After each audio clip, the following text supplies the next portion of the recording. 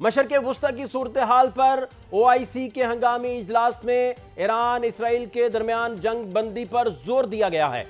اجلاس سے خطاب کرتے ہوئے ترکیہ کے صدر نے اسرائیل کو دہشت گرد ریاست قرار دیتے ہوئے کہا ہے کہ اسرائیل نے غزہ کے بعد ایران کو نشانہ بنایا، جس کی مذمت کرتے ہیں۔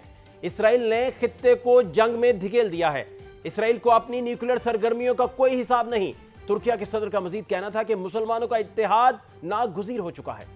چیئرمین OIC کا اجلاس سے خطاب کرتے ہوئے کہنا تھا کہ 13 جون کے بعد سے مشرق وسطی ایک نئے تنازع کا شکار ہو چکا ہے۔ ہم ایران اور غزہ میں اسرائیلی جارحیت کی مذمت کرتے ہیں۔ مذاکرات کے ذریعے تنازعات کا حل ڈھونڈنا چاہیے۔ پاکستان کی طرف سے بھی ایران اور اسرائیلی جارحیت کی بھرپور انداز میں مذمت کی گئی۔ دوسری جانب امریکی صدر ٹرمپ کا کہنا ہے کہ اسرائیل نے ایران پر حملے روکنے کی درخواست کرنا بہت مشکل ہے۔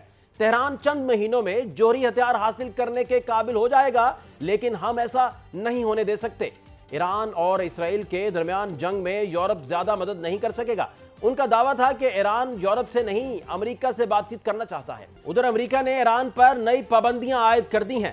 برطانوی اخبار نے رپورٹ کیا ہے کہ ٹرمپ انتظامیہ نے ایران کو حساس مشینری کی سپلائی کے الزام میں کم از کم 20 اداروں، 5 افراد اور 3 بحری جہازوں پر پابندی عائد کر دی ہے۔ ان میں سے 2 ادارے ہانگ کانگ میں کام کر رہے تھے۔ جیسے جیسے دن گزرتے جا رہے ہیں، مشرق وسطی کی صورتحال سنگین سے سنگین تر ہوتی جا رہی ہے۔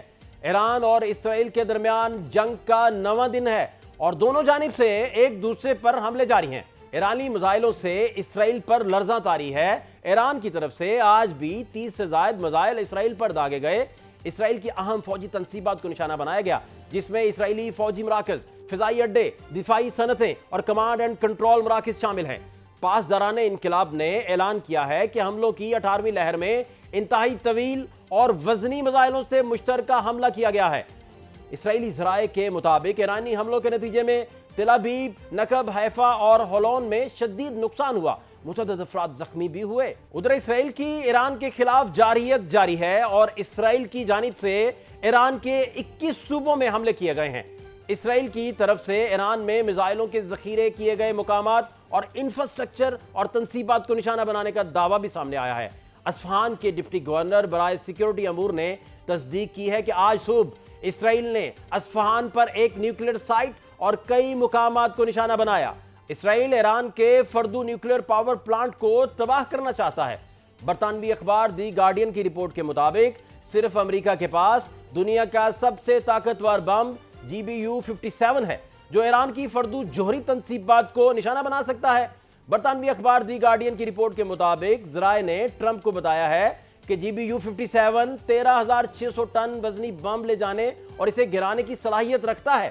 رپورٹ کے مطابق GBU-57 بم زمین کے اندر 200 فٹ تک گہرائی تک گھس کر تباہی مچا سکتا ہے، اور اتنے وزنی بم کو اٹھانے کی صلاحیت صرف امریکہ کے اسٹیلتھ بم طیارے کے پاس ہے۔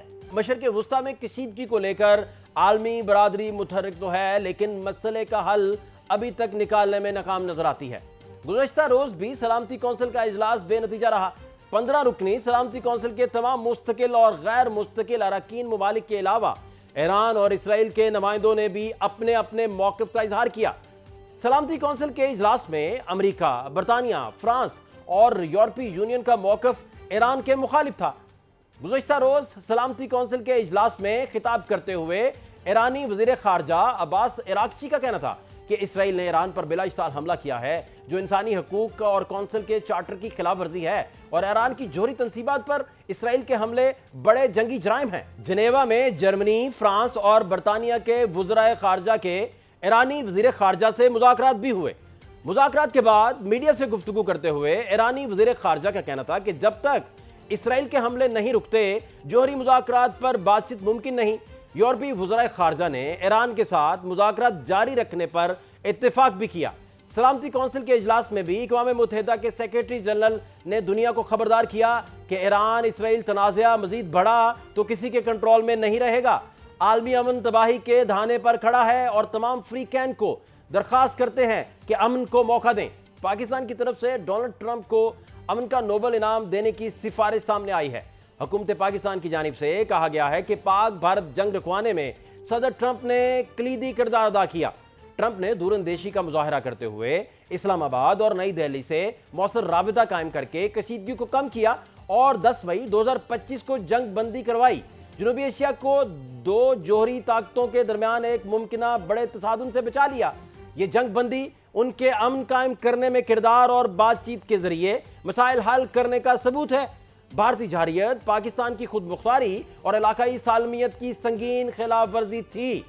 पाकिस्तान ने अपने दिफा का हक इस्तेमाल करते हुए ऑपरेशन बिनानुल मरसूस शुरू किया। हुकूमत पाकिस्तान सदर ट्रंप की जानिब से कश्मीर के दरीना मसाइल के पायदार हल में मुआवनत की मुखलिसाना कोशिश को न सिर्फ सराहती है बल्कि तस्लीम भी करती है। तनाज़ा कश्मीर इलाकाई सलामती के लिए खतरा है। जम्मू कश्मीर के हवाले से अक़वाम मुत्तहिदा की सलामती कौंसिल की करारदाद पर भी अमल दरामद के बगैर जनूबी एशिया में देर पा अमन मुमकिन नहीं। उधर अमरीकी सदर डोनाल्ड ट्रंप भी खुद को नोबल इनाम का हकदार ठहरा रहे थे और साथ ही खदशे का इजहार भी कर रहे थे कि उन्हें नोबल इनाम नहीं दिया जाएगा।